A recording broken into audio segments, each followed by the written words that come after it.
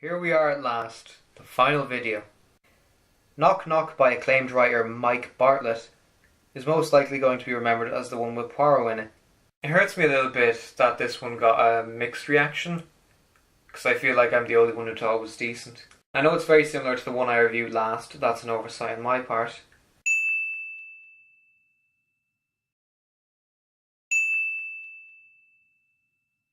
As name drop, David Suchet is our antagonist of the hour, the Landlord. Now I'm sure everyone, or next to everyone, knows he's a fantastic actor, and he is the greatest strength of Knock Knock. He tries to come across as pleasant and approachable, but there's something off about him.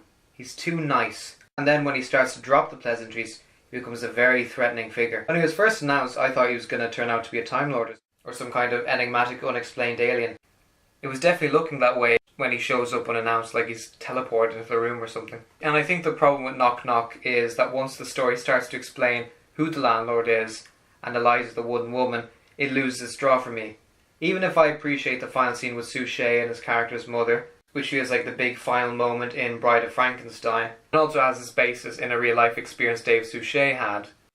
Bartlett has also said that he wanted to write into the episode that Harry, the student who's paired up with the Doctor for a brief period, was classic series companion Harry Sullivan's grandson.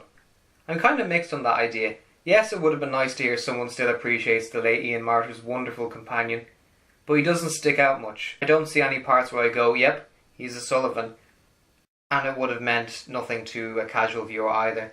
Though I do have to question why a name drop is a no-no for Moffat, and yet he didn't see the problem in making the first Doctor sexist.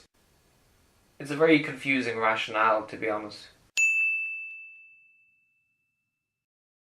It suits Peter Capaldi's alien Doctor, and he has some fantastically blunt, eccentric lines. I'm not going to begin to try and list them all, but I especially love his reaction to Little Mix. You're not alone there, Doctor. And of course Pearl Mackie's Bill, she was grand. When you look at the series, it's still early days, but she's quite a likeable companion. I don't have much to say about Matt Lucas either, he's only there at the end, and it's just kind of there. I would watch it again. I don't know how Series 10 will hold up in years to come, but 1 year on, I don't think much has changed. So Knock Knock, or as it was originally announced, The Haunted Hub, gets an 8 out of 10.